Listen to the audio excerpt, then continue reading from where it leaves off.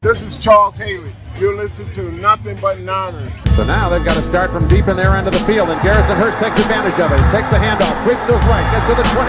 He's on the 30. Needs to cut in. He comes back up the right sideline. Breaks the third tackle. Comes down to the 30. He's down to the 20.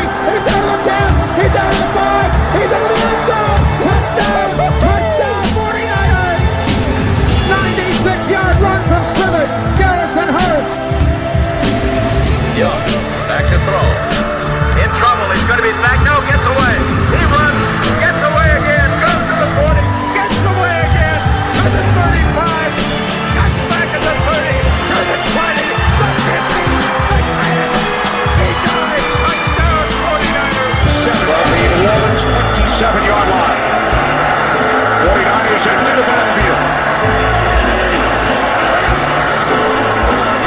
Smith on third down. He'll take himself for first down and more.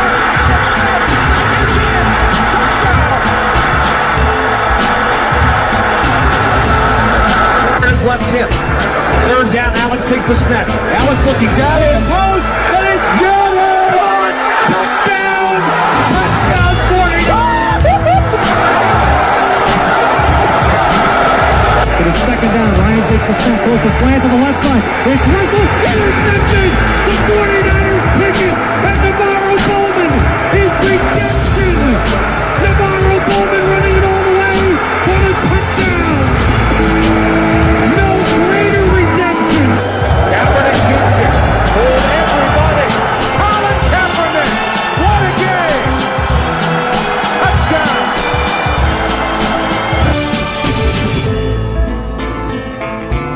No.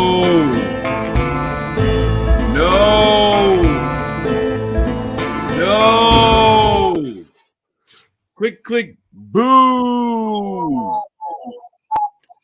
What's going on, Facebook? The Niners crew is back.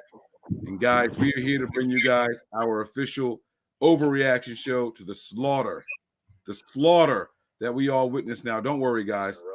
Kyle Shanahan is speaking right now. We're going to bring him in here. And that's tough. Let's hear what Coach has to say. Last 2 weeks was in 3 in a row. We just added another to it, so doesn't make it any easier. I told the guys they got to be tough-minded.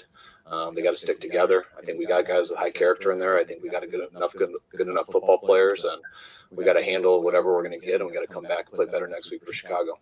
The team has been tough-minded. It has stuck together. Has stuck together. You said you told the team to be tough-minded and stick together. Do you think they've done that up to this point? I got a problem. Yeah, I've never felt anything close to our team breaking. I got a problem how quick he's speaking to the press. Not doing it good enough. It's been a struggle all year. Today was the worst. It's always harder getting your footing out there and stuff, but it is for them also. And until the end, until they started making some of those, we gave them way too many explosive freebies, and especially those 2 touchdown drives in the first half. What did you see in that? The challenge when it seemed pretty clear that you couldn't really get anything from it. Yeah, that was a mess up by us. I didn't see it at all. Looking down, looking at the stuff, and we knew that there was a fumble. Everyone was yelling that there was a fumble and stuff, and to throw it, and then it was very weird, but the headsets completely went out, and that's why if you guys see me sitting there talking to the guys, I was like, I threw it because we thought it was a fumble, but can't get a hold of anybody. They were going to give it back to me. They said it was all right. Let me take it back, but NFL called in and said I had to stick with it. So once we talked to them, we knew we were kind of screwed on it. What were the elements like today, and how did that affect quarterback play in Jimmy Garoppolo? I think we threw to we struggled to throw and catch a lot more than they did. That's what it looked like. In the second quarter, you guys got off to a fast start offensively. Didn't have a first down in the second quarter. What adjustments or changes did you make there? Nothing. Nothing changed fronts or coverage wise the entire game. I think we came out hot the first quarter. I think avoided all those third downs on the first drive, from what I remember. Had the run game going and a few things off of and got the explosives. And for about 2 quarters after that, I felt like it was always 3 and out. We couldn't make the big play, whether it was on a pass or a run. And when we couldn't make the big play, we had to do well on third down. And I think you guys saw how that went. Roster declarations now, but 4 straight losses. Do you have to start looking at some personnel changes? And I think we have changed personnel a lot each week in these 4 games. So I'm not sitting in to go and make something drastic right now. I'll go evaluate the tape and and stuff, and hopefully we'll get a couple more guys back this week. But we'll look at what gives us the best chance, and we'll evaluate those guys through the week and build off of that. Stick with Jimmy Garoppolo as your starting quarterback next week against the Bears. I would guess so. I'm going to watch this tape and see if guys are healthy, first of all, and I know where our guys are at. It was good for Jimmy to be able to get healthy enough to play in this game today. What can you do next? Can you make personnel changes? Can you change the scheme? How can you try to fix those kinds of concerns? I mean, you got the guys that you have in your building, and you can just every time a guy messes up, you can change and give someone else a shot. But we work pretty hard at that, and so do our guys do throughout the week to try to get the best guys out there. Obviously, today it did not improve. It's going to be real tough to get guys off the field with those PIs, and stuff isn't going to get better if we can't fix it. Nice throws in the first drive when he rolled to his opposite side, and then he had one real strong drive in the fourth quarter where they three. Other than those two drives, what went on in between? We didn't get a big play in those others. We had a couple opportunities for them, didn't get them. On that first drive, we hit all of them. On that last drive, we hit all of them. Both of them, I believe, we avoided third down on all of them and got a bunch of explosives, and it seemed pretty easy. And it's tough to get explosives every drive. We had a few opportunities big time for it. I think one, we had a legal guy downfield. One, we had a holding, which I think we had Ayuk alone across the field, and it ended up getting tipped with the holding before he could let it go. So you come up short on those explosives. And when you don't get those explosives, you got to either move the chains running the ball, or you got to be able to do something on third down. And we didn't do anything on third down today. Any coach in a Formula District, you're getting some scrutiny here. You think you deserve it? Yeah, you lose four games in a row. I'm the head coach of this team. I expect it, and I deserve it. Have you felt like you've gotten a play calling rhythm for a full game this season? Do you feel like that's working out okay? No, I don't think I've gotten a great rhythm. Some of these, I think we've done on a couple drives, but we have not sustained that. And no, I haven't felt comfortable with it. What did the second half that made it difficult for you guys to run the ball the rest of the way? What's that? What did the Colts do in the second half that made it difficult for you guys to run the ball? I mean, they were playing 8-man fronts all the way until we scored on that drive with those 3 passes in a row.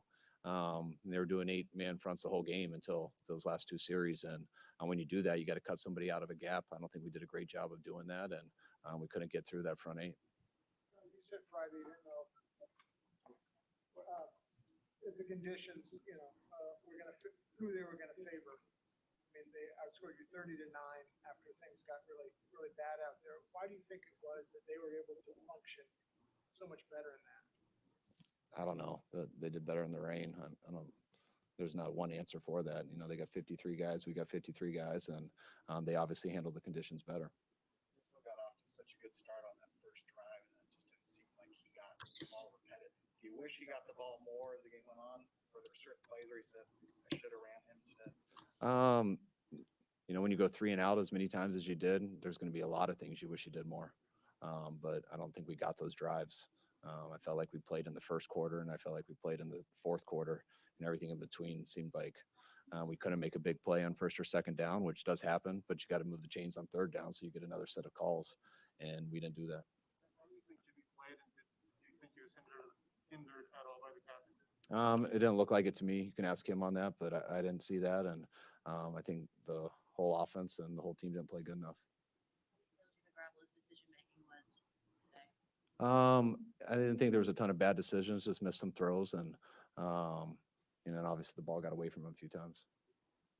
Why do you think there's such a gap between the first explosive drive you had and the last one where it was 3 plays and everything seemed seamless? I mean, we went 3 and out, so we didn't stay on the field. So that would be,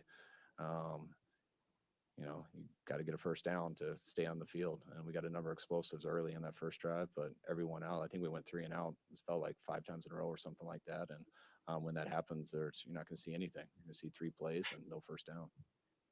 I'll go back to the PIs. Does it make it even worse that those aren't young guys? Those aren't rookies who are committing them. That these are veteran players who should be able to have that part of the game down. Yeah, rookie, veteran, whoever. Especially when you have it on some third and longs and stuff. We can't give them the freebies. We got to make them earn it, and we didn't always do that. Take 2 more. More execution, a lack of discipline, and things that aren't working with the offense? I mean, It's a lack of discipline when you get a couple penalties. I mean, we can do better at that. There's times I don't think we throw and catch very well. And then you got to make some big plays, which we had a chance in the run game early on, but we didn't get that going for, 3 quarters after that. So it's a combination of everything. You mentioned you would guess Jimmy Garoppolo would start next week. But what's your process going to be over the next few days when you try to make that determination? That's like I got a whole team to worry about. I'm not just thinking about what the quarterback situation right now. I'm going to evaluate everything, see where our team's at, see what gives us the best chance to beat Chicago, and see what our options are. I mean, that's what you go into each week, finding out your options. We had 2 quarterbacks who were hurting this week. Jimmy was able to come back and play. We'll see if Trey can next week. Still not sure yet. But I got a lot of things to figure out. Thanks, guys. All right, guys. Listen, man. There's a lot of bullshit to go through here, and we are gonna go through it all. I promise you guys that. I'm gonna keep my eyes on the chat. I'm not really interested in hearing from any other player other than Jimmy Garoppolo. But we are here to overreact, guys. So thank you all for checking in. You guys are keeping the comments coming. I see you guys. Super chats are already on fire. Lycan had the very first one. I can't. Do you remember what Lycan's comment said? Fuck, man. Trey Lance. Time to start Trey Lance. I mean, yes, that's what it was. It was saying, it's basically time to put Lance in there because this ain't the way to win. So, Lycan, you're absolutely right. Brother 000 says Nick Bosa, Aziz, Mitchell, and Debo. That's a solid group. Lil Lean says, I'm really getting tired of Shanny's one-dimensional coaching and BS excuses. He used the hell out of Lance and gets him hurt to put trust in turnover Jimmy. Something has to change. 4 games in a row. And then Duchess says, give Trey more reps because Jimmy is who he is. Trash. I believe that is the last one. Let me just double check here. Guys, we got a lot of overreaction, and I think we may even open up the phone lines on this one. They did better in the rain. Dude, what? Your secondary is trash, and your QB can't throw down the field. Just call it like it is. You called a bad game, Kyle, and your defensive coordinator is a rookie.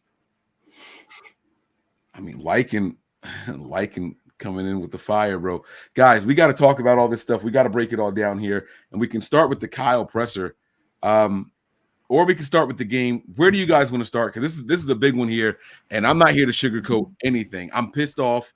I don't like what I saw. Where do you guys want to start with Kyle? You guys want to start with the game? I mean, either way, we're starting on the losing end, right? Like, this team is just not a good team. One way or another, you look at it. When you go 0 for 8 on third downs, you get 1 and then go another 2 out 0 for 3. You make the stupid Elijah Mitchell's running the ball. He had 14 carries for 94 yards, and then he only gets 4 more carries the entire game to end with 107. Like, and people averaging about 7 yards a carry. People are going to defend that by saying, "Oh, well, we were losing in the second half." There was a large portion of that time where we were only down 1 score, and there's plenty of time. Kyle Shanahan just did the same thing. He gave a piss poor excuse. Well, they had 8 in the box until we went down and threw it 3 times and scored on them. Well, you were also getting 7 yards a carry when there was 8 men in the box, and you just completely went away from it. So, which is it? They were running 8 men fronts, or you just decided to go away from the football. Look, we watched the game live on our Patreon, guys. If you guys aren't over there, make sure you guys go over there, patreon.com/NB9ERS. But this was just a piss poor outing in general from everybody. I mean, there were only a very few people that looked even half decent in this game today. And Aziz Al-Shaair was one of them, I think. Elijah Mitchell. And Bosa and Debo. And I'll even say Jalen Moore as a rookie. I'll even give him some props. He had a decent game for being a rookie. And the one penalty that was on him was ticky-tack anyway. So, and they called it on Tomlinson. So, I mean, I don't even know if he gets credited for that. Let me read these other contributions because they're popping up here, and then we'll get to we'll see what Jesse has to say. Brother is back again. Carson Wentz used his legs, and Jimmy doesn't have that. You're absolutely right. Jimmy, I don't think Jimmy tried to run one time tonight. And that could be he because did. he's still nursing he the ran calf. into a defender, which was DeForest Buckner, and gave him his sack. And gave him a sack at the end of the game. Yeah. But that wasn't even beyond the line of scrimmage. That counted as a sack. Just fucking so, I mean, that's the closest to running he did. Jimmy G is not the answer, and it's looking like Kyle isn't as well. His play calling, he's play calling like a Pop Warner coach. We'll get to that a little bit later. Jeff says, told you for the last couple of weeks, corners are trash. Time to rebuild. We're done. Fire Kyle, fire Lynch. Over 90 yards in pass interference penalties. No one listens. It was over 100 yards in pass interference, if I'm not mistaken. But we'll see what happens. I don't know what the final count was. 122 yards. That was total of penalties there. Jesse, if you were Kyle Shanahan, what would you do this moment? I guess let's just go ahead and start there. Yeah, I mean, one thing that I will say, that was the first time that I can remember that he took responsibility. Shocked me. As soon as I came up, I'm like, whoa, am I hearing this correctly? Yeah, he took some responsibility. That's where you've got to start.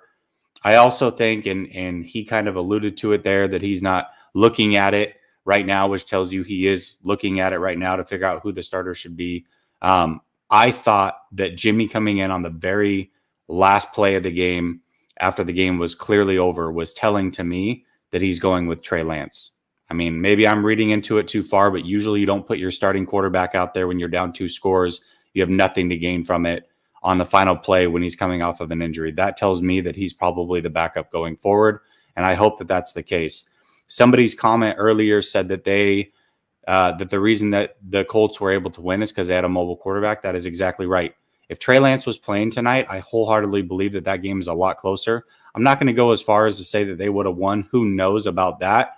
But they're going 1 for 11 on 3rd down is inexcusable. You come out, you have a 2-week prep time. You're in your bag for 3 quarters of that first quarter and 1 drive in the 4th quarter. That's it. That's not enough. It is absolutely not enough. Trey Lance needs to be the starter the rest of the year. This team clearly is not. I mean, we knew it wasn't a Super Bowl team. Now we probably know it's not a playoff team. It's time to get Trey Lance those reps and see what he can do with it. There's no way, regardless of everything that happened, there's no way that Kyle deserves any sort of pass. There's no way that Jimmy deserves any sort of pass. I don't care if it's the rain. I don't care if it's the defensive penalties. You're up 9-0, 2 early turnovers, and that's the best that we got. It's not enough. It's frustrating. Absolutely. We got a bunch of contributions in here. DeMarcus says Kyle is calling Tecmo Bowl plays. I'll get to this later. I'll get to that later, but I'm going to come back to the play calling. DM49er says, I honestly think Kyle doesn't want to be here anymore the way he's calling games. Hire Eric Bieniemy for Trey Lance and keep it pushing. Aaron made a contribution, but there was no comment there. Thanks for the contribution. If you wanted to write something, I would say that I'll see it, type it again, but there's a lot of comments coming in here, and I don't think I'm going to catch it if it's not another contribution. I'm sorry. Scarlett says, #fire Shanny. It's time. Apparently we are rebuilding. All right. And I think there was another one. Yeah, there it is. Hold on. Right here.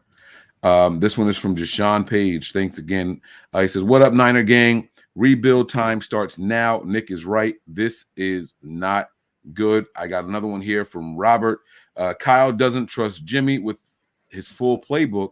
Just put Lance in, let the rookie learn, and he will be great. This team needs to take a breather. Listen, man, the truth of the matter is the team just came off a breather. We had a whole bye week, guys. That's exactly what I was going to say. We just had you don't get more breathers than that during the season. I mean, I don't know how much more time you need to come up with a game plan. We knew the forecast a week ago. We knew it a week ago. People were talking about the rain heading into to Santa Clara. We knew what it was. There's no excuse for what we saw tonight. Sorry. I think maybe Yeah, we I just clicked put at that the one same up. time. All right. I can't even. What does this say? Left Coast Mana. Fam. Mother Miami getting a top 10 pick. Let's be real. Is Jed in Kyle's ear about the quarterback? We gave up a lot and we stuck in a quarterback carousel because 10 couldn't be traded. I'm going to agree with Jesse on this and say that last rep was a punishment rep. That was a snap to say, get back out there, take this lump, and see you later.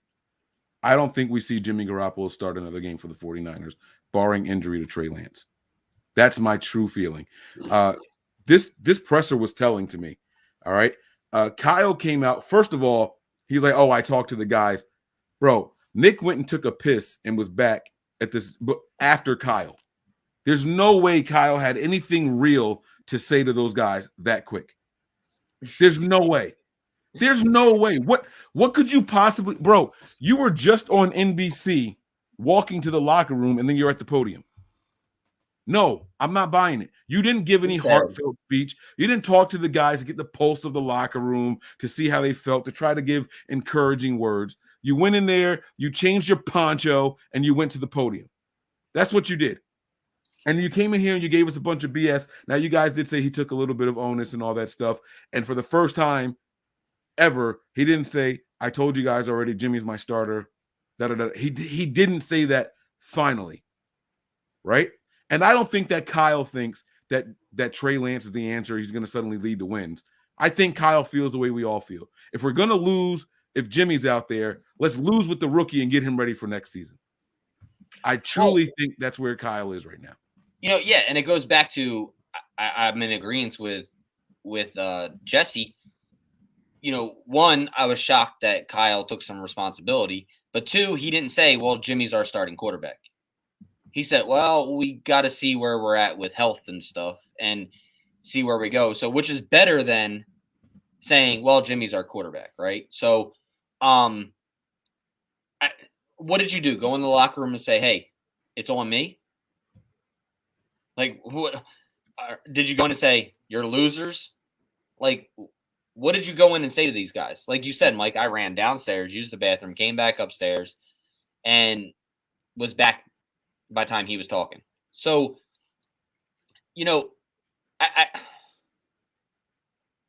I'm not even crazily upset about play calling. But I am also a little mad about personnel grouping. All right. Let's hasty.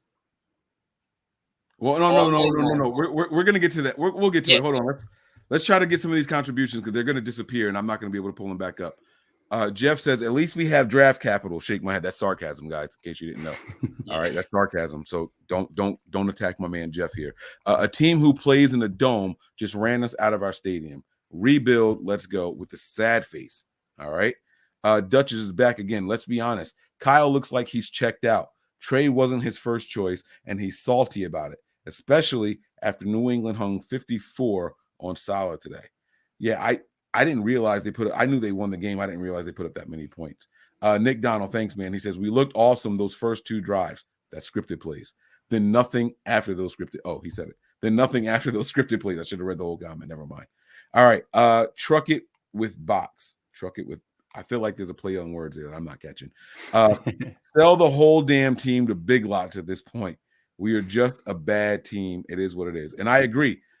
We're 7 weeks in, guys. There's no, we're finding a rhythm. We got to get, no.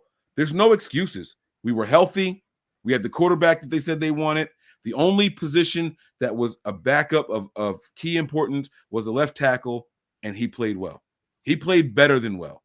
So that's not enough to sit here and say it's due to injuries. I'm not buying that out there either. Justin here, I'm making sure I don't lose these contributions. Justin says, said it to Grant. Fans are banging on the gates. Niners are playing like the West Coast Lions. Fire Parag, maybe. He's been here 20 years. Look, damn, there's more. I tried telling people that Parag isn't the genius that they said he is Everyone kept praising Prague for look at our salary cap for the last 7 or 8 years. And over the last 7 or 8 years, I kept saying, guys, there's no players worth keeping here. It's either to have a lot of salary cap when you don't have to make these big contracts. All of a sudden, we got 5 guys who are paid top 5 in their positions, and we're strapped for cash. We finally got some decent players, and the Niners can't balance the budget. So I was never sold on Prague like everybody else was, but, it is what it is. Lycan, he says, at least we have a first-round pick. Oh, wait, that's more sarcasm for your ass. Trey isn't hurt. He stood up the whole game on that sprained knee. That I want to agree with you, but that doesn't say that he wasn't hurt. I don't think he was really hurt, but I don't think he was seriously hurt, I should say. But it is what it is. Mitchell and Debo, only players on offense? No. You forgot about Hasty, our third down guy. GTFOH. Right. What's the next one here? Go ahead, Nick. I'm talking too much, man. Z Baker, why didn't we go back to the bootleg passes after that last touchdown drive? Rolled out, got him out. 3 passes, 70 yards, touchdown. I don't know. Gerald Roden, what's up, my guy? 499 says, worst quarterback play I've ever seen. Cornerback play. Mostly litters hugged the wide receiver when he didn't have to. Okay. I think that's all of them for now. I think he meant to say Mosley literally. Yeah, Mosley literally hugged the wide receiver, didn't have to. Yeah. Well, and we were talking about that, right? We were talking about during the live stream. It was smart by the receivers and the offense of the underthrown balls and making the receivers come back and cause pass interference interruption. So I don't know, man. There's so much to talk about. I would have killed to see Jimmy just take a shot downfield. Just one. Like a deep one, too. He was trying to Ayuk. That wasn't that deep. Kyle Shanahan. That was the one where he got it stripped or whatever, and then Debo caught it, and there was a holding. Yeah. E-Man says Ayuk was open. Shanahan has checked out. The league's caught up to his so-called genius. I don't agree. All right, we got to get into this. All right. Okay. Ordering Jimmy's Uber ride now out of Santa Clara. T-Man always coming up with some funny shit. Bro, it better be in an armored truck because people are going to try to steal everything out of that guy's pockets, man. So much for tunnel vision, right? Like the only tunnel that Jimmy could see was the one back to the locker room today. They can hire Brian as their cap guy or Tony. These guys, man. All right, guys. So listen, man. I gotta do a little bit of defending on Kyle's play calling, just a little bit. Just hear me out before you guys crucify me, okay? I'm getting the cross ready right now, bro. I know. I'm sorry. Listen, the first half passing chart tells a story, okay? This was the first half. I have not seen the second half one, but it was the exact opposite of this. I promise you. We saw so many plays down the middle of the field and then to the right. Right, guys? Like you guys watched the same game that I watched. So Kyle was purposely doing this all game to catch them off guard in the second half. Nick, we talked about the weather. I said that I saw the hourly breakdown and that in the second half, the rain should let up just a little bit. It looked like Kyle saw the same thing I saw and wanted to get Jimmy back in his comfort zone for the second half. And it worked for a little bit, but then it worked for one series. Right. That's what I'm saying. Like, so not even a little bit. It was just one. I mean, at least it was successful.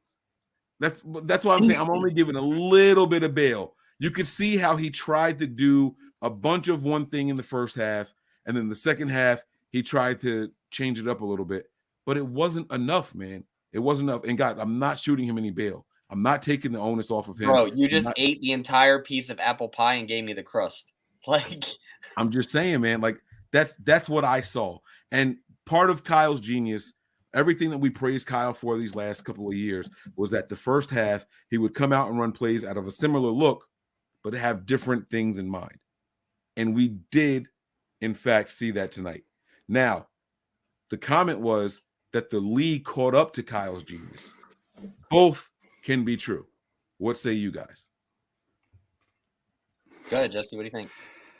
Listen, I don't think he was ever a genius. That's my whole thing. Like in order for the league to catch up to his genius, he has to be a genius. This guy's been a play caller for 14 years. 8 of those 14 years, 20th or worse, his offense is ranked in scoring points. Only 4 times, I think, they ranked in the top 10. That's not a genius to me. This guy has not been in his bag all year.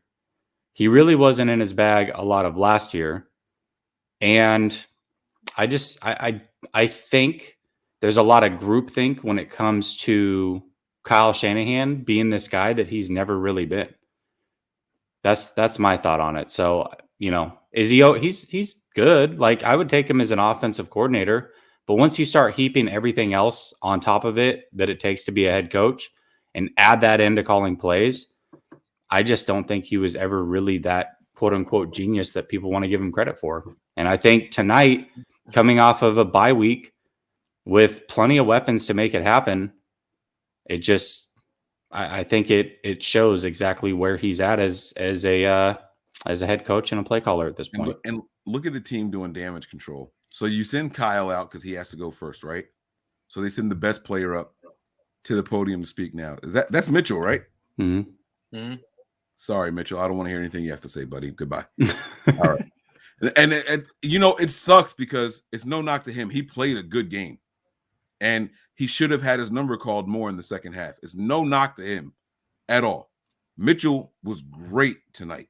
He was exactly what we needed in a game with a lot of rain, right? But Jimmy's up. Here we go.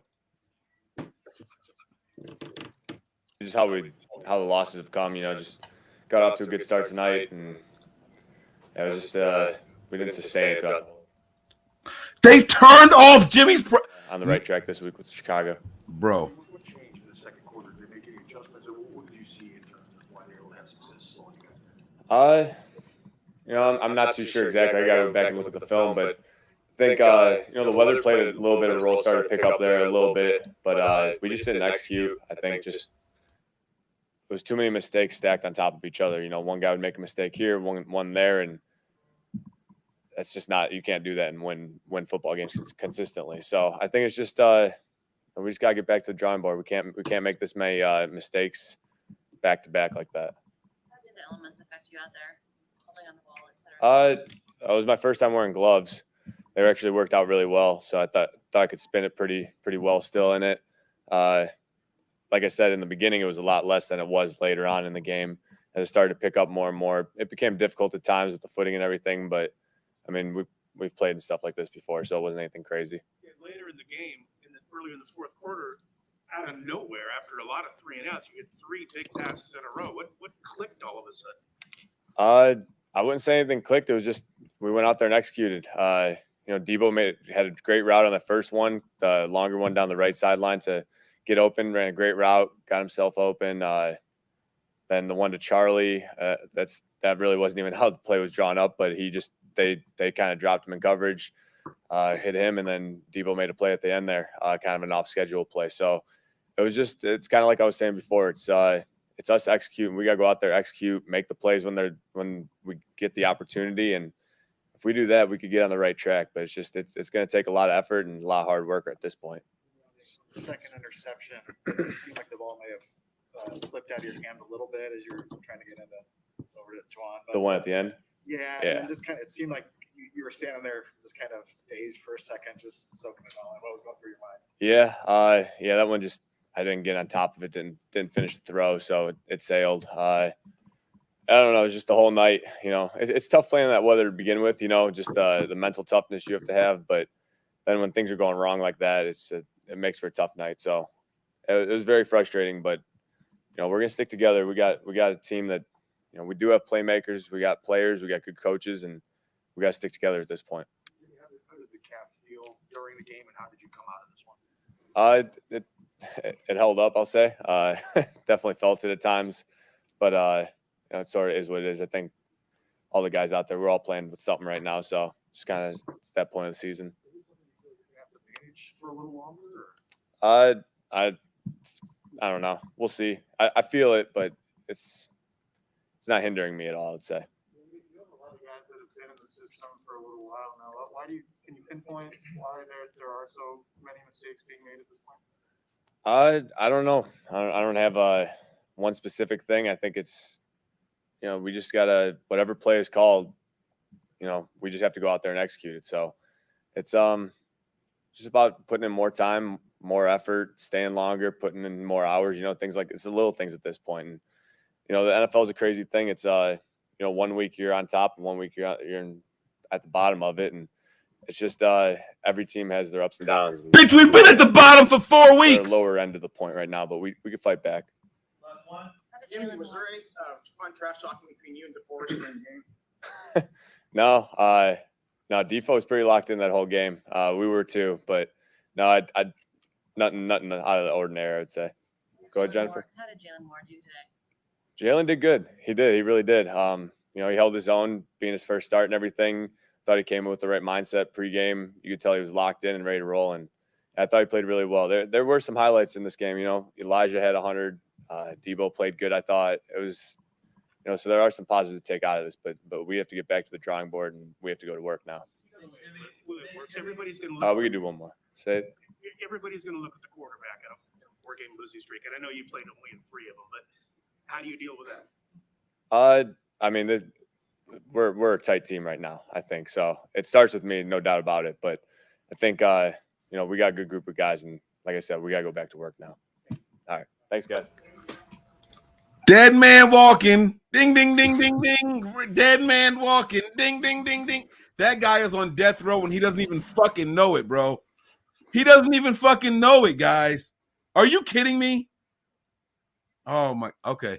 All right. What is this? Well, the 49ers lost, and everyone knows why. Can't win with the QB who's Martellus Bennett told us. Wait. You know why that's perfect? Because he's still trying to. Did you guys hear the calf comment? Mm-hmm. Did you? Yep. I have to shut up because I'm going to start a rant, and I don't want it to be just me talking. So, Nick, you're on mute. Take yourself off mute. I'm going to shut up right now. So please. It's still there, but I wouldn't say that it's hindering me. Get the fuck out of here, dude. Like, I'm so tired of the Jimmy bullshit. The ticks. Let me touch my face because laugh, smile, giggle. Like, bro, you just lost 4 games straight. Well, you lost 3 and Trey lost 1. But either way, you're not the leader of this team. Like, at least you took some responsibility at the end and said, it starts with me. But I don't give a fuck how tight your team is. You're not winning. The question was about a quarterback. He didn't have a choice but to say it starts with me. Right. They said, obviously, everyone's going to look at the quarterback position, but da-da-da-da-da. He had no choice but to say that. And if that question wasn't asked the way it was, he kept – bro, you heard him pass the blame 3 times during that little brief presser. 3 different times I heard him pass the blame. Well, it was just mistake after mistake. Other guys were making mistakes, and that we have to play better. We. Start with I. Where are the I comments? Where are the I comments, Jimmy? Like, you can't keep saying we. Oh, it starts with me, obviously. Then, bitch, act like it. What are you doing? I'm shutting up. You guys can read the contribution. I'm going to Jesse, what's your thoughts on that? Kyle Loki did the same thing though, Mike. I mean, I did give him credit, and I know that you did too, Nick, but kind of the same thing. He was given a lob ball and he knocked it out of the park, but the question was framed the same way. And that was after he talked about the lack of execution. And well, on this play, he always goes, the thing that's frustrating about these guys is they always go to a particular time of the game. Well, on this 3rd down, it was this, and on this 3rd, no, what is the big picture? Can somebody give me a big picture view, a 3,000-foot view, and tell me what's actually going on? Not right in the weeds, this one particular play, there was a holding, or this one particular play, we had a missed block. No, what is the bigger overarching issue? I do want to address a comment, though, because I thought it was funny. Eric Gomes called me a Monday morning Karen, which I thought was good. Here's the problem, though, Eric. All week long, if you listen to me or if you see me on Twitter, that same thing that I just told you about 8 of 14 seasons being a play caller, Shanahan being under or his offenses being 20 or worse, guess what? I said this all last week. Guess what else I said? I said the 49ers, after 2 weeks off, would come out and score the first drive. And after that, the offense would be buns because they wouldn't be holding to a script anymore. So it's not being a Monday morning Karen if you called it beforehand. I just want to be clear about that. So, yeah. Do you guys want to hear from Fred Warner? He's up now. Yeah. Yeah? All right. We had a lot of interception ops. I will let me run it back to when he first gets on. Sorry. Search for it. Get it back to our offense. Momentum that you were seeking going into this game? Yeah, I thought we did.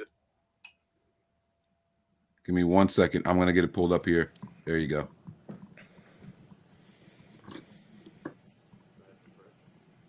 You guys were getting turnovers easy early in the game. How did it feel? Did it feel like you guys had that momentum that you were seeking going into this game?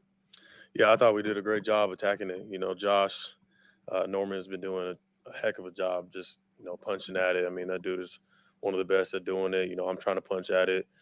We had a lot of interception ops. Got to just continue to search for it, get it back to our offense. Well, there's no one thing, obviously, but you did not expect to be 2-4 this season. Can you, I guess, begin to explain what's going on?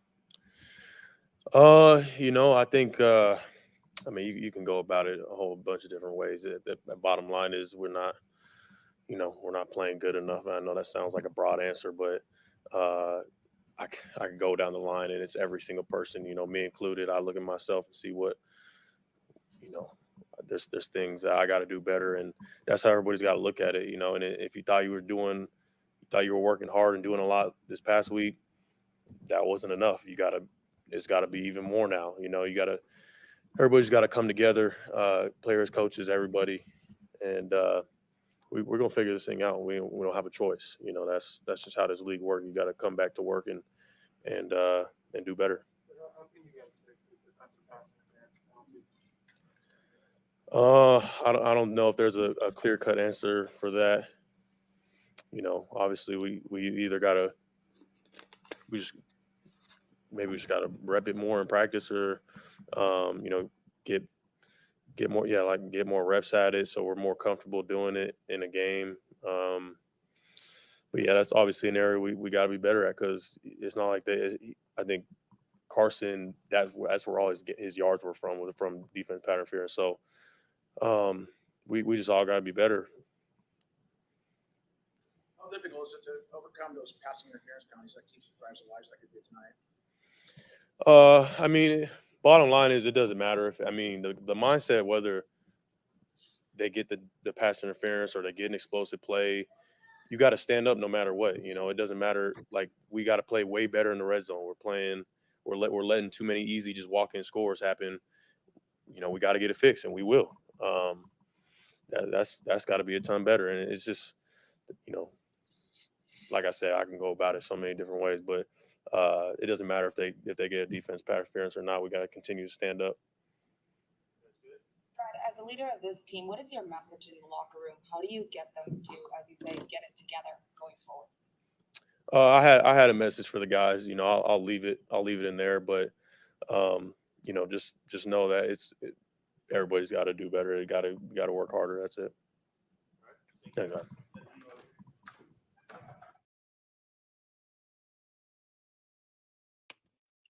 You're on mute.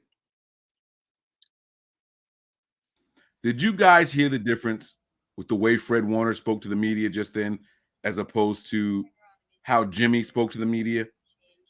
They asked Fred Warner maybe 6 questions, and 4 of his responses were it starts with me. We, right? Not they, others, other guys. It was me, we. It starts with me. As the leader of the defense, I gotta da-da-da-da-da. Then he ended it with, I had a message for the guys. You've never heard Jimmy say anything like that before. Never. Jimmy's not a leader, though. He's not a leader of people.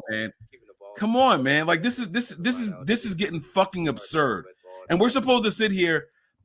Cam Inman posted this tweet at the beginning of the game, and I got pissed off about him saying, surprisingly, there's fans out at the field, right? I deleted it already. It's not in there anymore. I deleted it. But he was surprised. And I'm like, bro, the fans show up. You know, they call us 40 whiners and we bitch and we complain, but we show up for ours. We do our part, right? Because we're there to support and we want to see the wins, but if the wins don't come, we're going to let you know how we feel about it, right?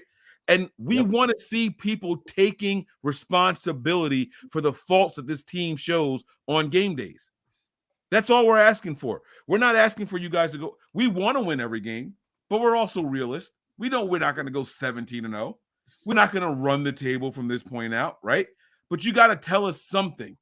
Be real. Oh, well, I thought we played fine. You know, the refs. Don't go out there and pass the blame and point at everybody else. Don't do that. We want to see you guys be real with the crowd. That's what we're looking for. Jimmy is so limited. Even the Colts QB ran to make plays. Damn those banana hands. Who's got banana hands? What is that? Do you guys want to hear from Debo? Jesse, you're on mute, buddy. Let's hear from Debo. I know what the banana hands comment is. I can explain it if you want. Yeah, go ahead. I'm gonna rewind Debo's presser so I can It's a Grant thing. He calls him. He says if his last name was Banana Hands, he would have been fired. It's because his last name's Shanahan that everybody loves him. Okay. All right, I got you. All right, here we go. I'm gonna play Debo now. Okay.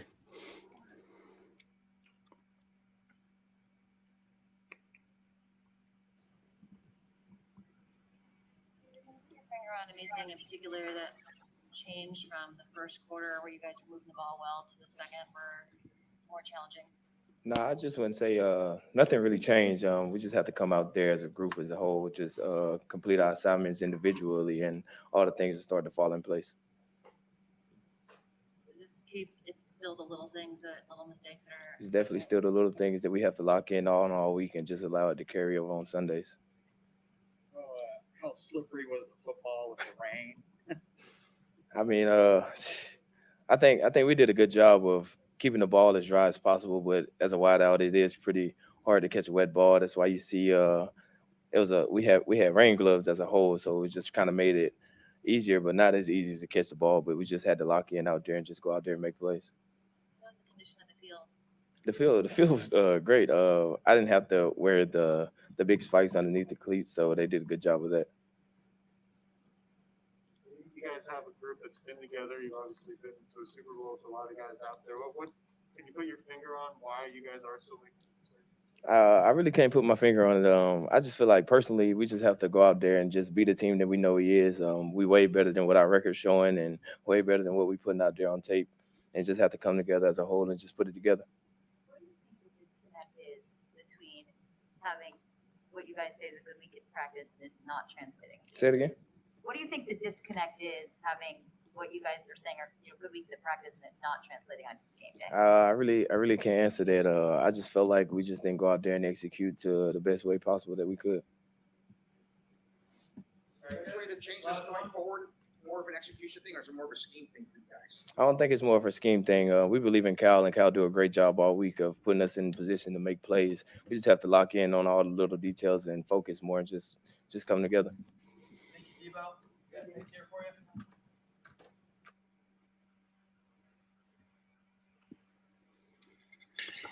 There's a big difference between him going up there with a smile and Jimmy G going up there with a smile. Like, Jimmy's supposed to be the leader of this team. Jimmy's a captain. Is Debo a captain? I don't think Debo's a captain. Debo's a wide receiver who's leading the league in yards per game right now. Debo's doing his job. Period. Bro, I told you, this team is going to be the death of me. I swear. Like, it's just – Debo said it. There's a lot of talent on this team. And they're better than what their record states. But if you can't put it all together, from play calling to execution to having 2 weeks off to game plan, knowing rain's going to be coming, and you go 1 for 11 on third downs, like, that's a big factor in a football game. You cannot go 1 of 11. What percentage is that? Mike, I asked earlier in the over and unders. 47%, you said. I said, will the 49ers go 47% or more on third downs? And you said, what? You said over, right? No. Hell no. I said under, right? Yeah. You said under, yeah. I didn't think we would be 50% today. We haven't been 50% all year, I don't think. Matt Mayoko asked the same question when he did the Kyle interview. Kyle, you haven't really been that good on third down, conversion rates. And he said, well, in the beginning of the year, we were good, and then we just had a fallout. And you're not going to win football games at all. I don't care how many times you go up and down the field and score in 3 or 4 plays. If you cannot execute on third downs, you are a bad football team. And a lot of it tonight was personnelling. Like, it was the personnel that was out there. Why was JaMychal Hasty out there so much on third down? Couldn't catch a block to save his life. He couldn't keep his footing. That's what I was going to say. Couldn't keep his footing, couldn't catch a ball. You continually went for third down or used him on third down. When you have a guy on 3rd and 2 who's averaging 7 yards a carry, and you bring in JaMychal Hasty and you try to throw screens to him instead of just running the football down the throat. I just don't get it. I just don't get it. There was no reason for the run game to vanish in the second half. Again, Lycan says Debo once again had 100 yards and a touchdown. He did his job. Our other wide receivers haven't, well, he didn't say wide, but our other receivers haven't been doing anything. One guy can't win you games. They can't catch the passes that aren't thrown to him, bro. I'm sorry, but they can't. Kyle Shanahan has a very, very simple game plan right now. It's Debo everywhere all over the field and 2 or 3 plays to other people and hand the ball off. That is it. There was only one person that could catch the football tonight, and that was Debo Samuel, and that's including cornerbacks. And we even talked about the rain gloves. Remember, I was telling you that there's different type of gloves that they wear when it's wet. The viewers didn't see that. We did this on the Patreon. We talked about they're not the same gloves that they wear on a normal game day, right? He talked about the rain gloves and everything. But one thing that I took away from Debo's presser here was that Jimmy blamed the field while he was speaking. And he specifically said something about it was hard to get footing at times. Debo said they did a really good job at the field. It actually wasn't bad tonight. Who does more cutting and moving on the grass? Is it Debo or is it Jimmy? I'm going to give you guys a hint. That's tongue in cheek. That's tongue in cheek. I know the answer, okay? For Jimmy to use it as an excuse and try to say, oh, well, my calf is still kind of, sort of, it's still, I felt it. Shut the fuck up. Stop with the excuses, bro. If your wide receiver is saying that the field was fine or good enough and it wasn't an issue, you shouldn't be saying that as the leader of this team. Yep. You can't keep doing that. Guys, here's the bottom line. We're done 7 weeks of football. We are a bad team. This is not a funk. This is not a bad stretch. This isn't a couple of bad quarters. The 49ers are a bad football team. That's it. There's nothing else to discuss as far as what can we do to get better. We can't get better right now. Right now, we cannot get better. That's the bottom line. I don't see a solution for us because we are doing the same exact things over and over and over and expecting different results. You guys know what that is, right? Definition of insanity. Thank you. That's insanity. And as long as we continue to do the same things, we're going to continue to get the same results. On third downs, was anyone else wanted Trey Lance? No, bro. Like the thing is with Trey Lance this game is that he wasn't active. So it didn't matter about Trey Lance this evening, William. He wasn't even active. He wasn't dressed. He was on the sidelines with a red poncho on. I mean, there was nothing Trey Lance could do tonight. But Jesse alluded to this, that maybe, just maybe, a running quarterback would have helped tonight. Maybe, just maybe, a quarterback who's willing to throw the ball down the field more than 20 yards at a time. Just try that shit, right? Bro, every big third down conversion they had in the first half came off of a pass interference. Every single one of them. You know why? Guys, it's raining. I don't think our guys can catch this, but who gives a shit? Let's just see if we get a flag. Oh, it worked the first time. Let's try it again. Oh, it worked the second time. Bro, they beat that drum all the way to 3 scoring possessions. Yep. 3. Guess how many times Kyle tried? 0. You guys see right through that, right? Okay. All right. I just wanted to make sure I wasn't the only one that felt that way. Can all right, see guys. right through that like I can with Kyle Shanahan's game planning. Exactly. Now, Debo is up. I don't know if you guys want to hear from him. You guys let me know if you want me to play Debo or not, or if you guys want to talk. We just listened to Debo. I didn't mean Debo. I'm sorry. I meant Bosa. Do we want to hear from Bosa? I mean, it's going to be hard to hear him because I do. Bosa usually keeps it pretty real up there. Like he calls people out. He called out the whole defensive line after a game when they weren't doing what they needed to do. So he kind of wears his heart on his sleeve. So I want to see what he says. All right, here you go. Let's hear it. Let's hear what the man Nick Bosa has to say. You had mentioned easy walk-in touchdowns. Is there a common thread to those? Is it being too aggressive at the goal line? What's happening with some of those? I couldn't tell you on that. Just assignments and being ready for what they're gonna throw at us. But yeah, I need to watch the film before. How did you feel the mood and the energy was of everybody before the game? It's good. We go into every game with a good mentality, and yeah, it was good. Stays consistent, even though you're dealing with the frustration of multiple defensive pass interference penalties. Say it again. Do you feel that your mood stays consistent, even though it's frustrating to go against when you have those multiple defensive pass interference penalties? They hurt, but we're always confident in our guys, and Fred does a great job of resetting our minds and getting us ready to go. Conditions like today, field conditions, how do they affect a pass rush? It wasn't too bad footing. It was just obviously the style of game changes, and there's a lot of it turns into a running game, and when guys can't throw and catch, and so yeah, it's just style of game turns into more of a running game and less opportunities for the pass rush.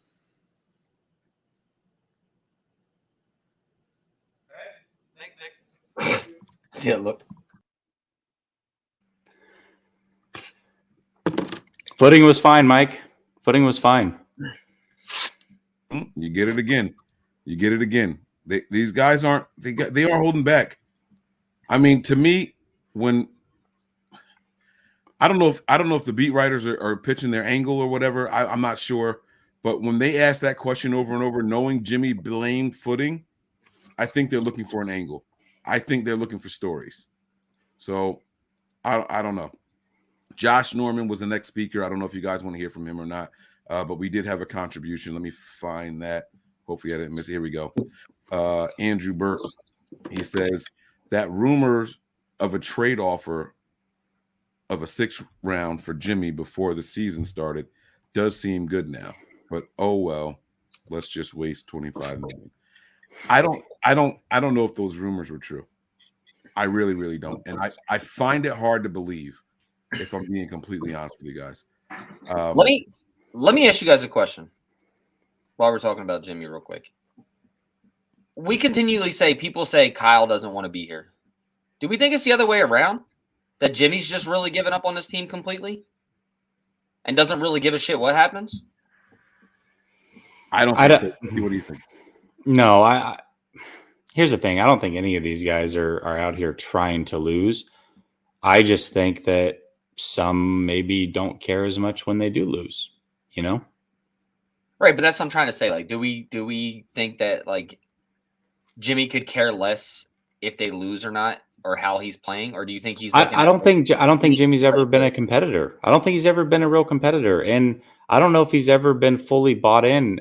After that 2019 season, and there was rumors of Brady and whatever. I made this comment a million times over, and we can look into it however you want. But I can tell you this: when he was at those games last year with this hurt ankle and wasn't playing, he wasn't even wearing Niner gear. He was just sitting in the stands watching and not rocking any team gear. To me, that told me all I needed to know, that Jimmy was not in this team for the long haul. This is not where his heart was. And, maybe that's a Shanahan issue. Again, I think Shanahan has crapped on Jimmy a lot in the public. And maybe he took his passion away from wanting to play this game with this team. I don't know. But either way, I can tell you that his heart has not been with this team for quite some time now. I can't blame the gear on Jimmy when he's not on the sideline, or when he's not, Yeah, but you can't wear a 49er hat or a hoodie or nothing. You're literally in the stands watching the game. Right. You can't wear nothing, a pin. Give me something. The only reason I say that, and this, I know this is going to sound cheesy, it's going to sound like I'm defending him, and I promise you guys I'm not, because I'm over Jimmy. But he has sponsors with different clothing lines. And I don't know what his contract is when they know he's going to be seen in public appearances. He might have contractual obligations to wear their brand and only their brand. We've seen it happens in the NBA all the time. It happens with other players. He might be one of those guys. I know there's a clothing line that he does have a contract with. So I'm not shooting him bail. That's my sincere answer right there on what he's wearing. However, I'm going to say no to Nick's question, because this has always been Jimmy. I don't see anything any different about Jimmy from the first game he played here as a Niner, where he came in at the end of that Seattle game, to right now. I don't see anything different at all. Not a single thing different about Jimmy. I think this is who he is. I think he's a nervous guy by nature. I think that he struggles with public speaking. I think he tries to please everybody, always wants to have the right PC answer, and it just doesn't go. It just doesn't go well for him. I don't see anything any different about this guy at all. Nothing. Fair enough. So, I mean, that's just good. This right here kind of aggravated me. Ayuk is a bust. Plus, Kyle did nothing to replace KB's production. But y'all keep blaming Jimmy. Go watch the film and educate yourselves. I don't know if you want to go there. Are you serious, bro? Like, first off, Ayuk is a bust. Okay. Why is he not playing? Nobody knows. Nobody knows. Can't answer that question. I answered that question on a Patreon account, on the Patreon episode. Kyle did nothing to replace KB's production. Kyle brought guys in here to replace KB's production, but he doesn't have a quarterback to throw the football to him. We keep blaming Jimmy because the film says so. The naked eye and the all 22 says so. So maybe you should go back, press the rewind button, and watch it in slow motion and educate yourself. Just saying. Faithful Nick, then, faithful now. If I had an applause button, I would hit it, because you didn't curse at somebody clapping at you. This is growth. This is maturity here, guys. You guys are seeing a different Nick from just not even 5 years ago, a year ago. So this is good job, buddy. Good job. Brady was right. You sticking with that motherfucker? Dude. Aaron, I love the contribution.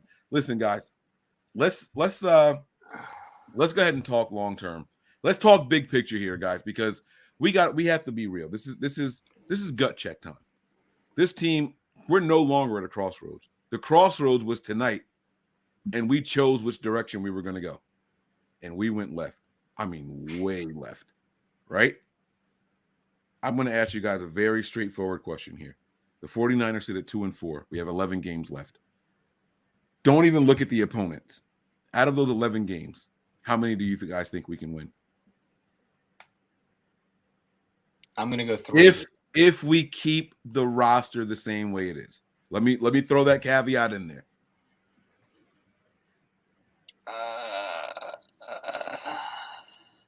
I'm gonna say we'll be lucky to win 4, be a 6-win team. I agree. That's exactly what I was gonna say. Yep. And I actually think we can get 2 more wins with Trey Lance starting. So 8 wins. You're saying 4 with Jimmy, we can win 6 with Trey. Well, 4 more, yeah. I think 4 more with Jimmy, so a total of 6 wins. 6 more with Trey for a total of 8 wins. Okay. And that's being realistic. That's not, being homerish. Like, that's – if we win more than that, great. Okay. But I just don't see that. And Jesse, what do you think on that? I know you agreed with the first part of it. I did. Listen, I think the 49ers can still win 10 games. If they start executing and Trey plays, I think they can still win 10. I'm not saying that they will win 10, but I think the possibility is still there. It's hard for me to not look at what's available, what's left in the season. I know what games remain. And going into this game, I thought this team could still win 11. Now that they've lost, I think the team can still win 10, but they really have to be perfect the rest of the way, and Trey has to be the starter. Guys, we lost to a bad team tonight. I agree. The Colts are not a good team. And the sad part is they're in contention in their division. Well, but to see, like we're in second place. Yeah, but that's different. Like they're in contention because they're in a bad division, right? Like right, that's what I'm saying. That's a bad. Like they don't have the luxury. They have the luxury compared to the Niners playing in the NFC West. Right, where you have an undefeated team and another team with 1 loss. Yeah. Yeah, they're definitely not a good team. Here we are back at the bottom because we have maybe if they didn't have DeForest Buckner, they wouldn't have beat us. I don't know. All right. I'm going to bed. I'm just saying. I thought. No, go ahead. I'll finish. No, it's all right. William Bennett says Jimmy doesn't care. He got a ring with Tom and came here and got paid. Some QBs want it on their performance. He's got 2 rings. You sticking with that motherfucker, Jimmy supporters? Feels great, baby. Yeah, like I don't get it, man. Remember when Collinsworth said he could see Jimmy playing his way into 1 or 2 more years with the team? I don't remember because I despise Collinsworth. So he said it in the middle of that game. He literally said it in the middle of the game. It was like tonight. Yes, he said it tonight. Oh shit! What? Yep, he said it tonight. And did you see? Did you see Colin Cowherd's tweet? No. He said, "I know it's sacrilegious to blame Kyle or put any blame on him, but does this look like a well-coached team to you?" No. Cowherd said that, and that's Lynch's boy. Yeah, they're boys. So, yep. And that's when you know that the door is off the hinges. Yep. Like that's when you know that everything is falling apart. When the loyal supporters start to turn against you. I can't make excuses for Kyle. I asked you guys how many more games you guys thought we could win if we kept the roster the same way. And if the roster stays the same, that means the play calling stays the same. And that means we get the same results. I don't know if we win more or lose more if we put Trey in there, but here's what I do know. When a play breaks down, another element becomes available. Mm-hmm. I don't know if it'll work. I don't know what changes as far as the results, but what I do know is it introduces another element of the game that we don't currently have, right? If the play calling tonight was exactly the same, but with Trey, we convert another couple first downs tonight because he could run, right? Let's say we still get those same 4 turnovers, right? But on some of those passes where Jimmy shook off one guy and then ran into the other guy, Trey doesn't run into the other guy. He shakes him off and then gains 2 or 3 yards and lives to fight another down. It's another element that's presented that we don't have. And that doesn't mean that Trey is better, because maybe Trey doesn't make some of the throws that Jimmy made tonight. I don't know. Maybe that's the case.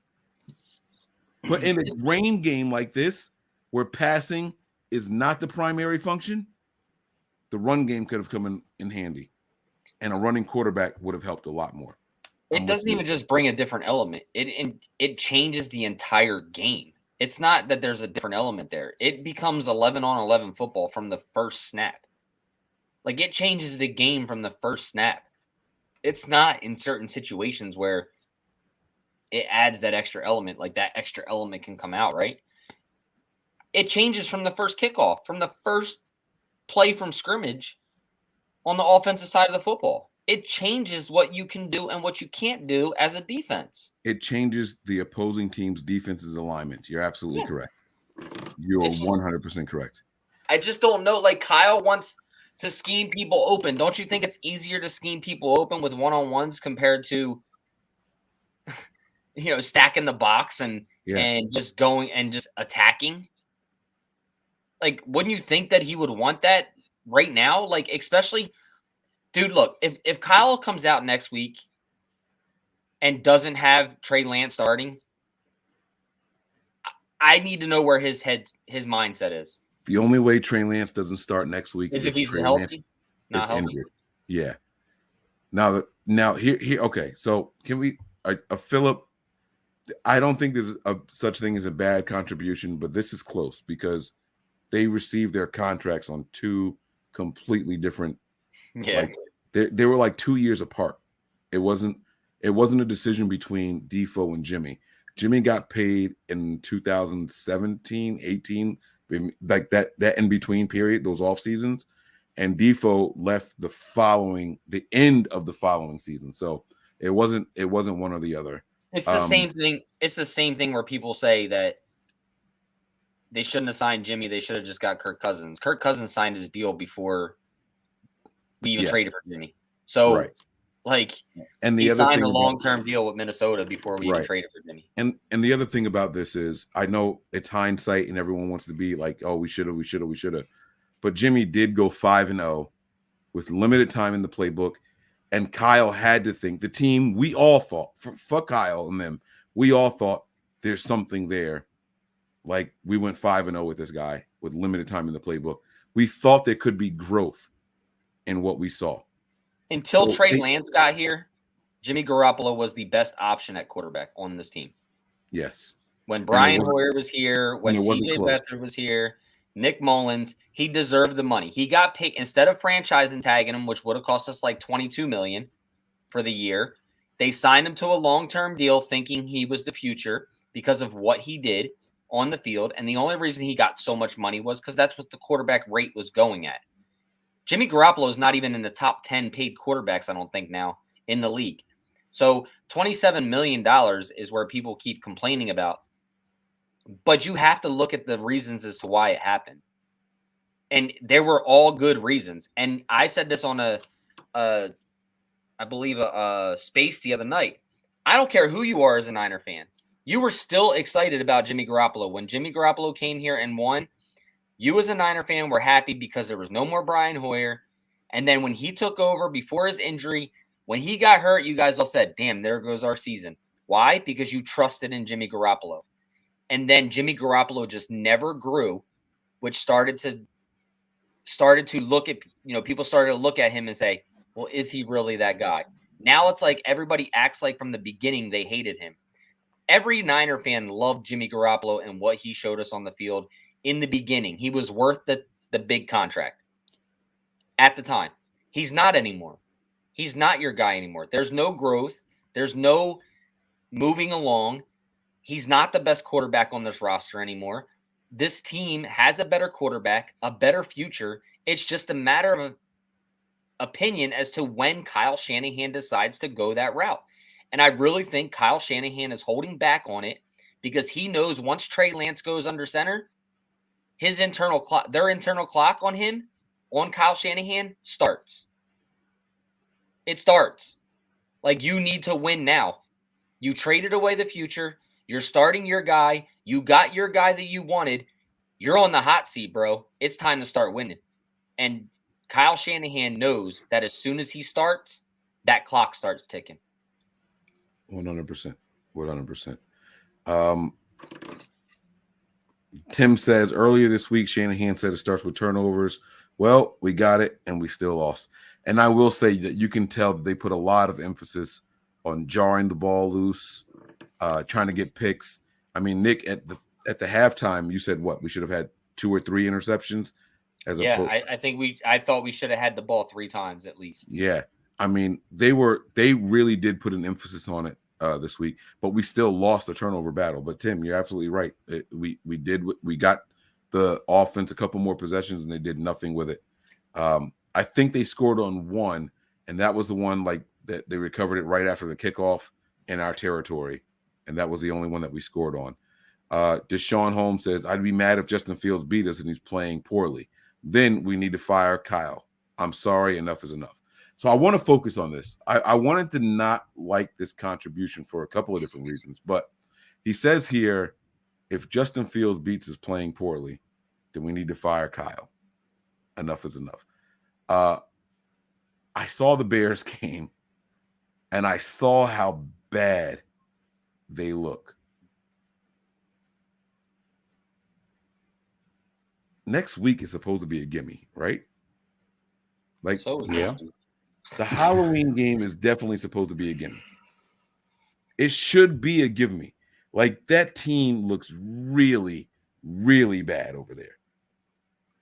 If we lose, do we really start saying fire Kyle as opposed to change the quarterback? I think it depends on how we lose. Okay. What I mean by that is, if we lose because our defense is just giving up a ton of points, I'm not putting that on Kyle. But if we lose because we can't move the football or we don't execute when we should, obviously that should be on Kyle. If we still do the stupid play calls where we're 3rd and 2 and we have a running back that's averaging 7 yards and we bring out a guy who just came off the IR, then that's on Kyle. If you don't use Trey Lance to get outside the pocket like you did Jimmy on those three passes downfield and score within a minute and a half to go 70 yards, and we don't see that on the field, and you don't put Trey Lance, if he's the starter, in that position, or you don't utilize Jimmy, you didn't see any more rollouts from Jimmy the rest of the night. And it was the most effective offense that we seen the entire night, other than the first scripted drive of running the football. So, I mean, it kind of depends on what it is. What's the reasoning we lost? Because there's a couple different factors in there as to why and who should get the blame. At the end of the day, this is not a good team. We've all just agreed on that. So there is no gimme when you're not a good team. You know what I mean? Like, it should be for most teams, but for the 49ers, I just don't I don't see it. I don't see it being an easy game. I don't see it being a freebie. It'll be super frustrating if they lose it, but I don't think anything's out the window at this point. Fields definitely doesn't look good at all. That team doesn't look good at all.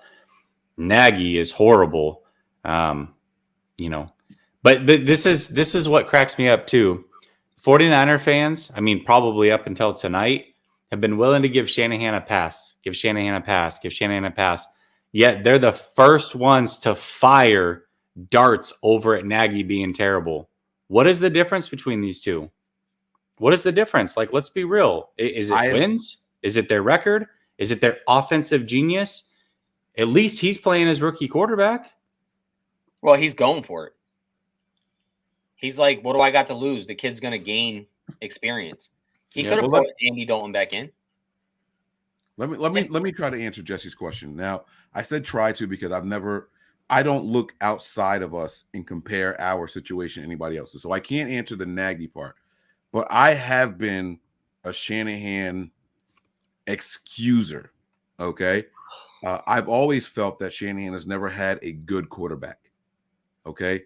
I thought, and Nick can tell you, in 2017, I told people that in 2019 we would make a Super Bowl appearance. Nick can tell you that. Yeah. Right. Like that. Before the season even started. Right. I saw Jimmy's play. I said, not this year, but next year we'll be in the Super Bowl. Right. I never said it again after that. But here's the truth. I felt like Kyle Shanahan was a good enough play caller and a manipulator of defenses that it wasn't my system versus whoever we play. I thought that Kyle was the guy to adjust to what the opponents are giving him. Oh, you guys have bad linebackers? We're going to take advantage of that. You guys have bad safeties? We're going to attack the high middle of the field. We're not seeing that right now, but the reason why I've defended Shanahan up until even tonight is because I felt like he was limited with his quarterback play. Jimmy can't take advantage of some of those things. They lost everybody in their secondary. Even Rhodes, who was originally a starter, missed time in tonight's game, and we did not take advantage of it. So much so that when he came back, he got a pick. Right? Well, that wasn't Rhodes, was it? Yeah. Rhodes got the interception off of Debo. Oh, it was Rhodes? Yeah. Yep. And so he left, came back, and got the pick. But my point is, I don't blame that part on Channing because I feel like he's operating with a quarterback who only throws to certain parts of the field. You can call whatever play you want to call, but if that guy's not willing to pull the trigger, then it's on the quarterback. Now, because I'm not in the huddle, I don't hear the exact play call. I don't know the play designs, X, Y, Z. I blame the quarterback. I have been giving Shanahan a pass. But this is why we have to see Jimmy at this point. We have to get Jimmy in. I mean, not Jimmy. We have to get Trey Lance in there because we've heard this theory that Shanahan will say, don't even try to read the field. Just throw it to this guy. Right? And then we've heard that people say, well, Jimmy won't do that. He'll check it down instead. Maybe. None of us have a way of proving that. Only Kyle, Jimmy, and the guys in that huddle know the answer. But if you do that with Lance and the pass plays look the same, they're all in the middle of the field, they're all behind or at the line of scrimmage, then we know it's Shanahan. Because Trey Lance, we all know from the college film and even what he's done in the preseason and the couple of snaps and the one start that he got here, has no problem throwing the ball downfield. And so if you put him in, all the excuses for Shanny go away. The reason I was willing to give Shanny excuses is because I saw him run 3 different offenses for 3 different quarterbacks in one season. Nick Mullins had his own playbook, Jimmy Garoppolo had his own playbook, and C.J. Beathard had his own playbook. They said that they moved up to draft Trey Lance because they can do everything that they did with Jimmy and more. And if that's the case, whether it's successful or not, I want to see him call those plays. And so I did constantly give Shanahan the blind eye. I made excuses for him. I constantly said, yeah, he could have, but those buts run out. And even up to tonight, they run out because the run game was working. Why not stick with the run? You didn't mind trying to run Trey Lance all night long. So why not stick with the run tonight when it was fucking working? When's the last time the 49ers had a running back get over 100 yards in the first half? Last year. Yeah, probably Mostert at some point, maybe. I don't know. Mostert, Either way, that's a lot of yards. Right. Yeah, I mean, Mostert had like 120 after like the first quarter against Green Bay in an NFC Championship. Right. And then you had that one year where Breida had the first play of the game was an 80-yard run, right? 80-yard. Well, yeah, Mostert had 2 of them last year against the Jets too. Right. So you know what I'm saying? So, but like those are the games that he stuck with the run game, right? Yes. And we won those games. Why change it now? Right? So now my Kyle defense is coming down. I can't keep defending it. I can't. I just can't do it. So Kyle himself said that in 2019, I forget what the number was. I want to say it was 25, maybe it was 30. He's like, if you run the ball that many times, you're winning that game. 32 okay. times. Yeah. There it is. So what are we doing? Tonight was the perfect opportunity for that. It was the perfect opportunity for that. Hell, 2 weeks ago against Arizona was a perfect opportunity. If your quarterback got 16 carries, you're telling me you couldn't have gotten 16 carries from your running backs / wide receivers, whatever you wanted to do? Come on, Kyle. Right. Yeah. All right, guys. Listen, man. I think we need to wrap this up. I thought we were going to get a chance to open the phone lines, but you guys kept the contributions coming all night, and you guys didn't give us a chance to hear from other people. Lycan has the last contribution of the night here. He says the Lance offense is entirely different than the Jimmy offense, and in a game like this where the run was so important, Lance could have done better. Yes. Yeah, I think we all agree. All right, guys. Let's wrap this thing up here, man. Let's do some final thoughts, and let's go home. Let's start with Jesse. Jesse, also let people know where they can find you and your content because you are working hard over there. I'm happy that you got the page back and all that. So let them know where to find you, bro. Yeah, thank you. You can find my channel, Last Second Sports. You can also find me at Twitter at jnay_LSS. Final thoughts. Listen, this game to me was the crossroads game, right? I think that at the end of this season, it's clear that the 49ers are probably not making the playoffs at this point. There is going to be a scapegoat at the end of the season. It's most likely going to be Lynch. Shanahan is probably going to be able to keep his job, but I think that this was a crossroads game for the future of the franchise. I think it's a crossroads game for the future of this season.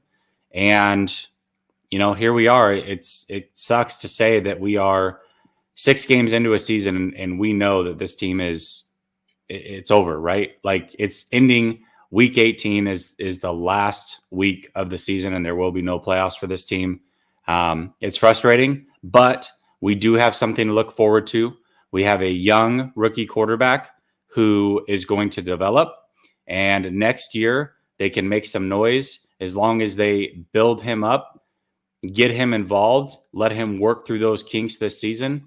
Let's not forget he's only 21 years old. By the time he has 2 seasons under his belt, he'll be the same age as most rookies coming in. So stay optimistic there.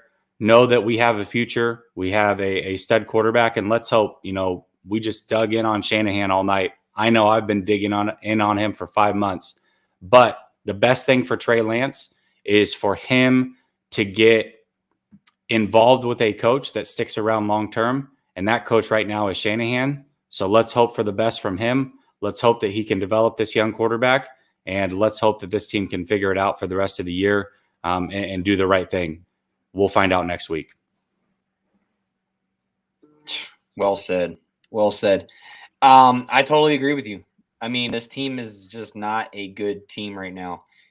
There's a lot of good talent here, but that doesn't make you a good team. They're not playing, 11 on 11 with good football. They're just not doing it. There's too much lack of execution. There's bad play calling. There's bad personnel groupings. This team just cannot get themselves out of a hole. They continue. And look, this is what happens when you don't start getting the ball to go your way. Teams start to falter on themselves, no matter how they tell you or they still say we're better than that team. Well, you didn't prove it on the football field. So, Jesse, I agree with you 100%. We have a good thing to look forward to in a young first-round quarterback. We have 2 promising young rookies that in running back that we haven't really seen Trey Sermon yet. I believe we're still going to see him. I think he'll be more of a factor also once Trey Lance starts playing. A good left tackle who filled in for Trent Williams tonight, who possibly could be the replacement for Mike McGlinchey on the right side, playing well and not picking up that 5th-year option for Mike McGlinchey. That's a big factor that maybe we'll start to see a little bit. And maybe if this team is not playing well, you start seeing guys get moved around, guys that aren't supposed to be here next year.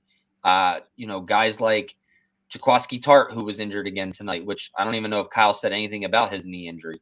But Jaquiski Tart let Talanoa Hufanga come out and play a little bit.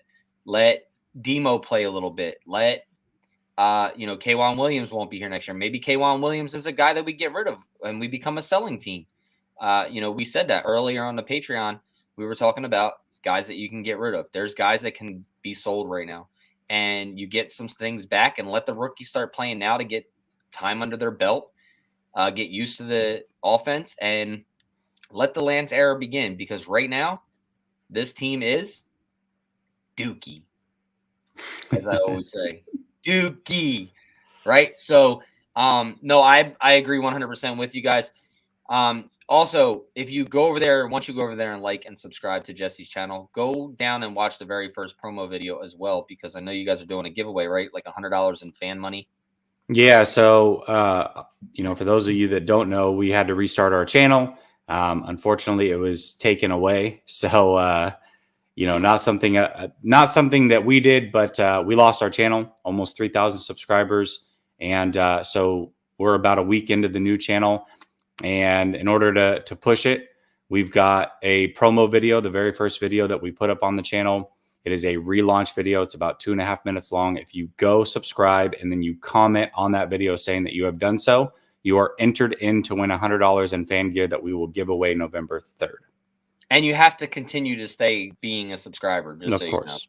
You can't subscribe, put done, and then wait, and then take it away. So, of course. But no, yeah, keep grinding over there. We appreciate you joining us, Jesse. I know, Mike, I want to hear your final thoughts before we get out of here as well.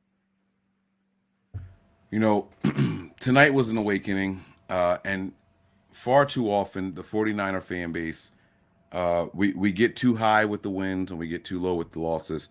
But I think the lows and the emotions that everybody's feeling tonight are completely justified, because tonight is a culmination of what we've seen the last 4 consecutive weeks. We had Lance, didn't work. We had Jimmy for 3 of these games, it didn't work. And if we're honest with ourselves, even our last win against the Eagles wasn't a good win. The team struggled that entire game.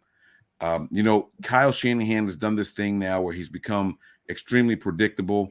And, tonight it was a look of this young lady right here where it was 3rd and hasty time. 3rd and hasty, baby.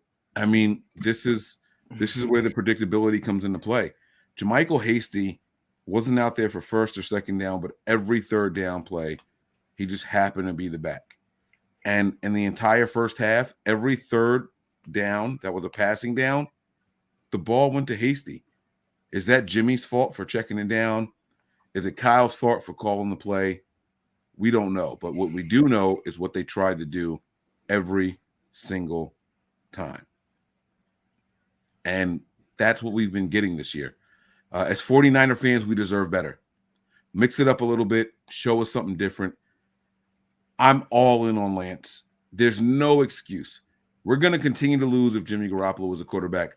I'd rather lose with Lance and know that he's getting valuable game time experience in the NFL on the pro level. I'm over the Jimmy Garoppolo experience. I don't care if we don't get anything for him. Cut him, keep him, because the money's guaranteed. However it works out financially, I don't give a shit. Keep him as a backup. That's fine with me. But here's what I do know. We as a fan base deserve better. We cannot continue to watch the same thing and then sit here and say, bring Kyle back. I'm not ready to throw in the towel on Kyle Shanahan. Let me make myself very clear with what I'm saying. Kyle deserves a shot with the quarterback that he moved up to acquire. Okay? After we see what Kyle can do with his hand-picked selection, if it's still not successful, then cool. I'll say it's time to move on. But until then, I'm still going to ride with this guy for better or worse, as long as he's willing to say, I have to make changes. If Kyle's going to be stubborn, if he doesn't understand the value in getting Lance these reps, then even then, I'll start to question what he's saying and what he's doing. We have to see some changes. I know people want to blame Jed York. I know people want to blame John Lynch, but that's not where it is. Kyle calls the plays on the offensive side of the ball. The defense will fight their hearts out for 3 solid quarters. And then we get mad when they let up a big play early in the 4th quarter or at the end of the 3rd. Well, guys, you can't sit out there all game long while your offense is going 3 and out and then expect the defense to continue to hold up. It's not right. It's not fair. Fred Warner's disgust. Nick Bosa's disgust. Rewind this same video. You can see it in their faces. You can hear it in their tone. It's almost tangible how these guys are feeling. It's not on them. It's not on the defense. It's on Kyle. It's on Jimmy and the offensive side of the ball.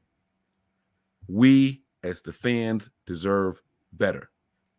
Kyle has to do what it takes. He has to make the bold move. I would not be mad on Halloween to see rookie versus rookie. The 3rd pick versus the 12th pick. I'm here for it. Wouldn't it be great? We acquired Jimmy Garoppolo October 31st, 2017. His last game, he won't play in October 31st, 2021. So it'll be to the date that we traded for him. That's right. Halloween is when the magic starts, when the new franchise quarterback steps in. There's no need to discontinue that trend. I have 2 things real quick. Just real quick. Not only do we as fans deserve better, but Jed York and the owners of this team deserve better. He's given you the opportunity to make this work. He gave you an opportunity to keep a quarterback here that's still getting paid a shit ton of money. He gave you the opportunity to trade away capital to go get somebody. He gave you all of the power that you wanted as a head coach. And he gave them time. He extended both of these guys. He extended both of these guys. And he removed the, what's it called in the contract where if you trade them, the other team takes over the contract. That's not in there. We are on the line for both of these contracts in full. There's a word. What's the term? You guys know what I'm talking about. You're talking about the contract thing? Yeah. Like if they move on and someone else signs them, then they pick up the contract. I don't know. It's basically an offset. Yeah, but basically offset language. There was no offset language in either one of these contracts. Yep. Everything Nick said is 100%, and he gave you guys the time. Go ahead, Nick. Yeah, and then the other thing, I've seen a lot of people asking about JD Hawkhater. JD, I just talked to him the other day. He is good. He's just really busy with work and shit going on that he doesn't have time to put out videos. So everything is good with him. I know he's a little active on Twitter, but he just doesn't have time for videos. So everything's all good with him. Don't worry about it. It's just he'll be back. I did get a chance to catch up with him at the home opener as well. But all is good with him. And he'll be back putting videos out soon. So just so you guys know. And my last part of my final thought is going to be this. Faithful, you guys deserve more. We are sitting here as a dynasty who is rooted in greatness. All right? This team is one of the best dynasties the NFL has ever seen. And we are trying to get back to where we were.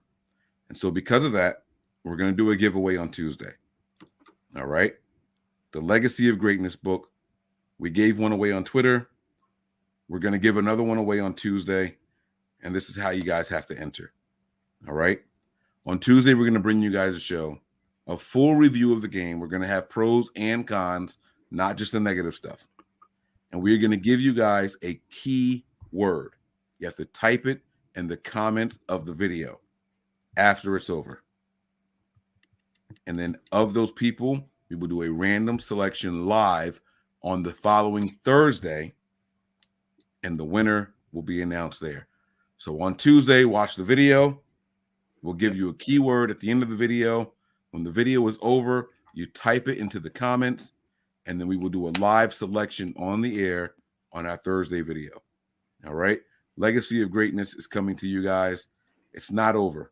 It's not over. And if you don't have greatness and have the opportunity to win it on Tuesday, you can always go over and subscribe to our Patreon because we might be doing another giveaway of something over there.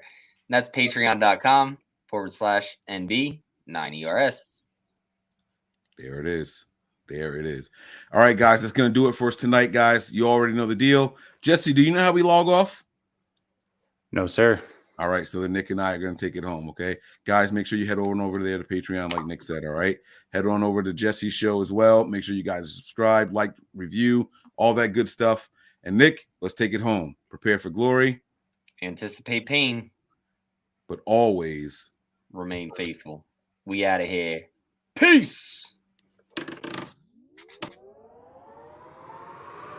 We all gas, no brakes, pumped up, no fakes. We spinning, we winning, we high stakes. We never miss, we all makes. Look at us dudes trying to prove, bringing you news with nothing to lose. Mike, Nick, Tony, Wayne, Method Man, we bring the pain. Hey, see, I'ma confess it. We under the pressure. If you looking to find us, we them nothing but Niners. We nothing but Niners. We nothing but Niners. We nothing but Niners. We them nothing but Niners.